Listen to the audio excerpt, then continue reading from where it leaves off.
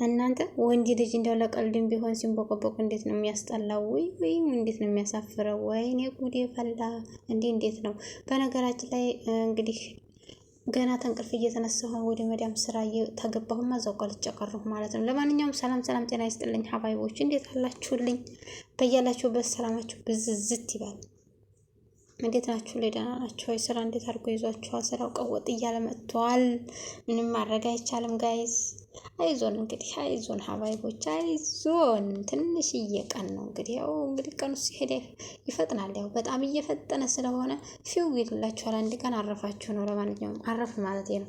ለማንኛውም ሀባይቦቼ ዛሬም በነጽናት ድራማ ላይ መተና ዛሬስ እንዲያውም ተኳርፎ በየመንገዱ ሲገለማመጡ ነበር የሄዱት። እንግዲህ ኒና ደግሞ እነሱን በመከምከም መከራዋን አየች። መከራዋ እንዴ እናንተ ትልቅ ሰው አይደላችሁም እንዴ? ምንድነው እንደዚህ የሚያረጋችሁ እያለች እንደምንም እንደ ጥጋበኛ ከብት እየከመከመ እነሰኒ ቤት እንደምንም ደርሰዋል ማለት ነው።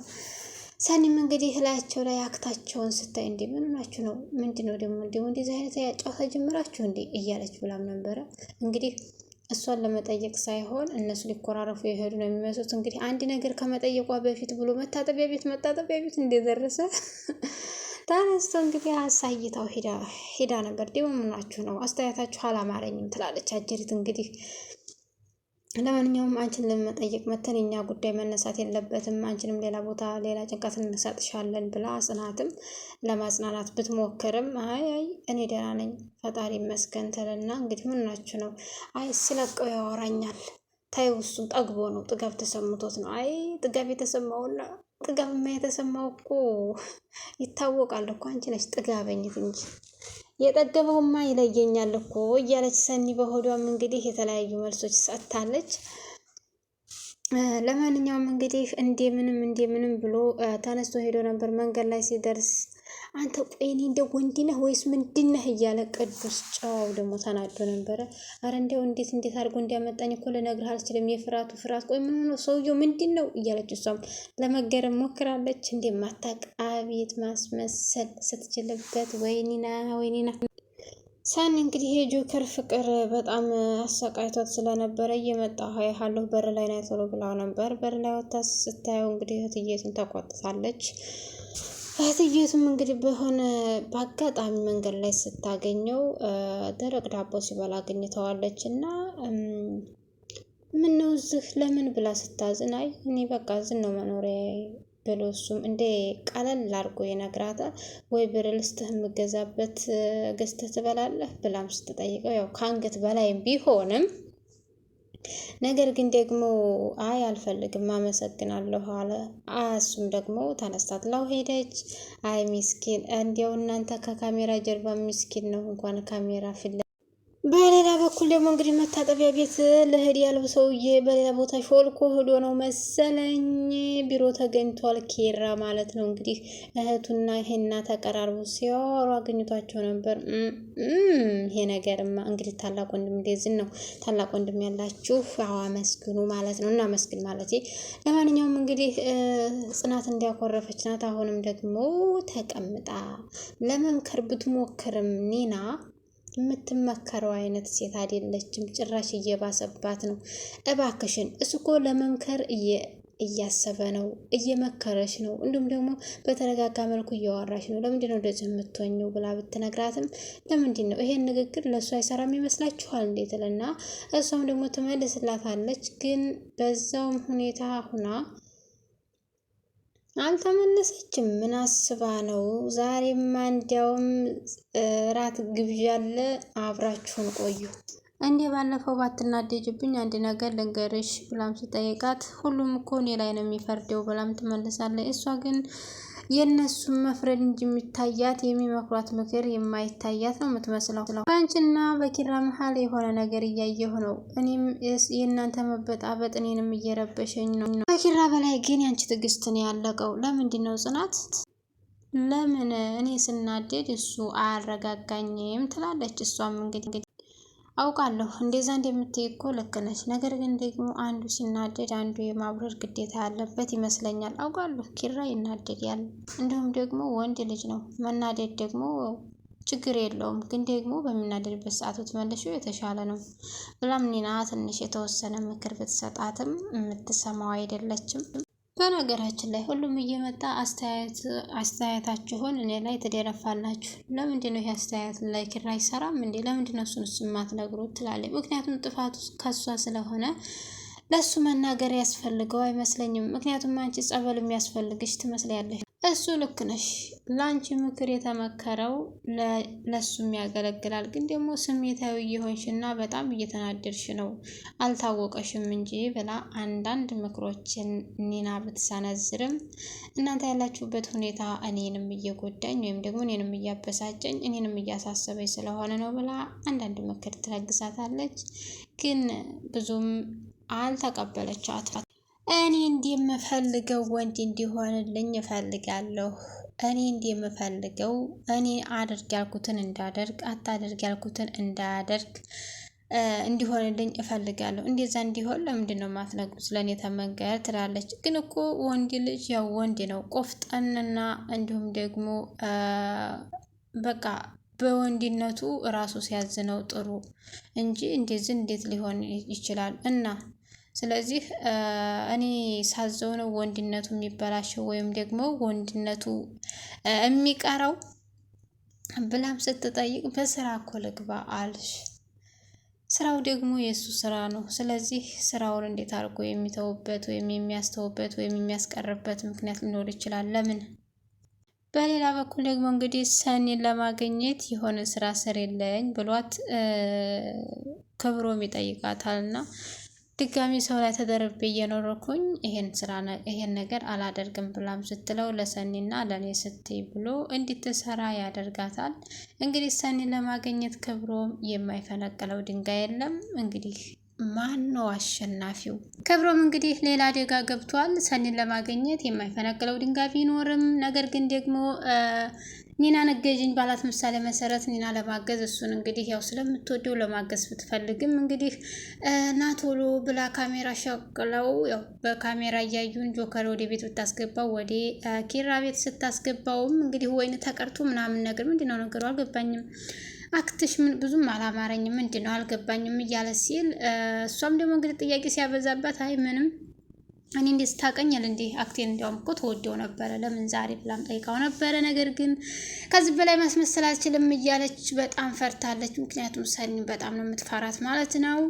በሌላ በኩል ደግሞ ካሜራውን እንደዛ ሲያይ ካሜራው ምንድን ነው ምናምን እያለ ሲያላት ካሜራውን በደንብ አይቶታል። በቃ ከዚህ በላይ ማስመሰል አልችልም ብላ እሷም አኮረፈች።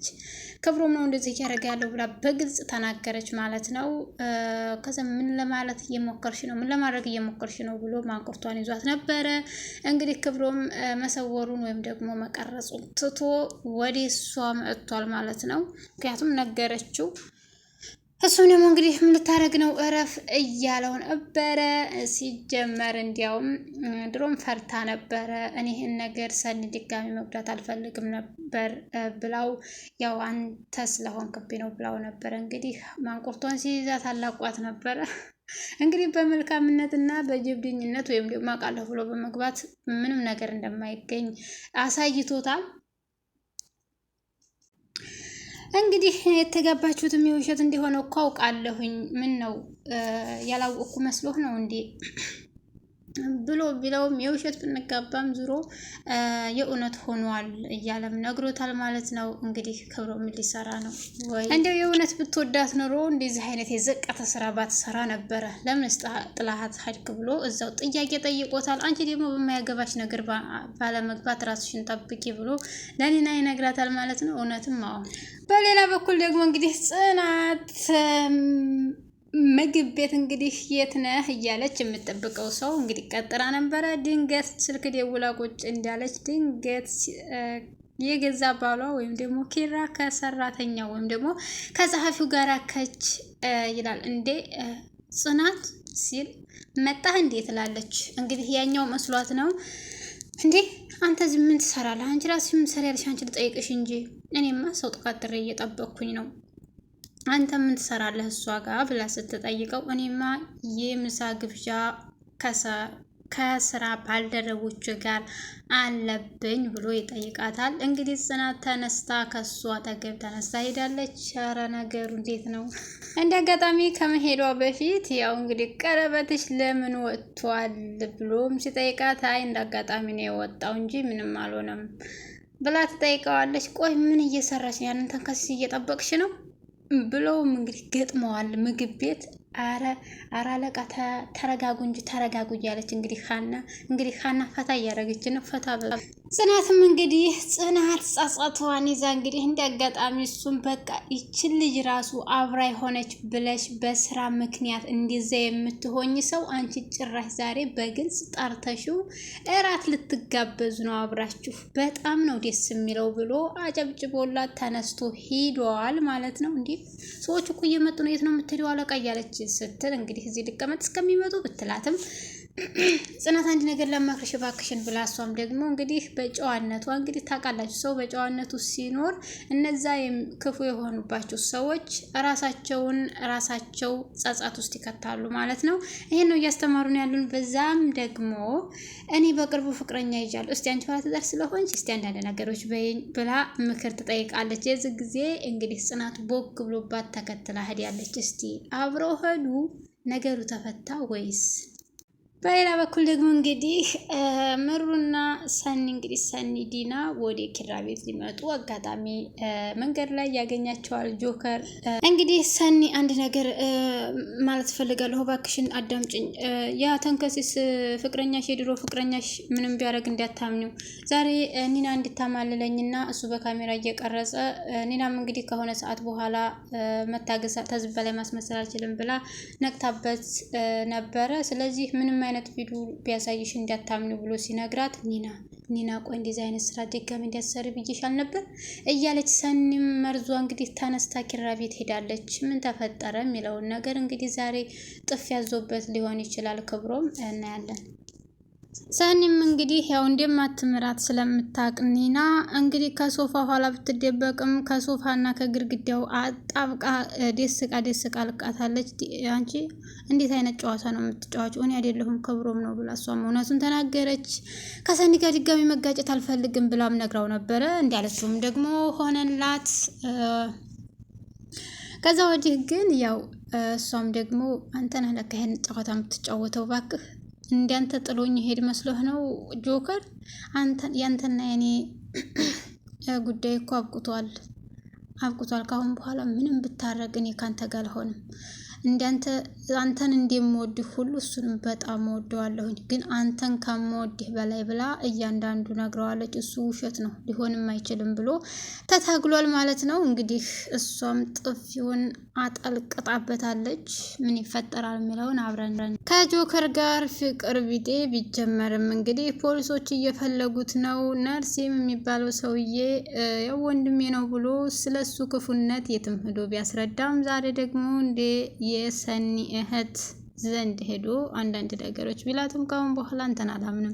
እንዴት ሲጀመር ስለ አንድ ሰው ለወንድሙ ይሄን ያህል ክፋት ይሰራል ወይም ደግሞ ለሰዎች ያስረዳል? ስለ ወንድምህ ቢሆን ወንድምህም እያጠራጠረኝ ነው። ወንድምህ መሆኑ ራሱ እያጠራጠረኝ ነው። ሰው ለወንድሙ ነገራቶችን ይሸፍንለታል እንጂ የዚህን ያህል ያጋልጣል ብዬ አላምንም። ስለዚህ ዞር በሌትልና ጆሮ ላይ ወይም ግንባሩ ላይ ትዘጋበታለች።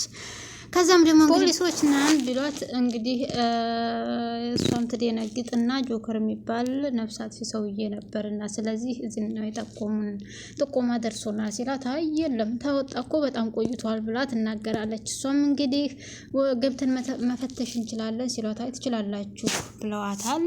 ነገር ግን ደግሞ እስኪ ያዙት ወይ።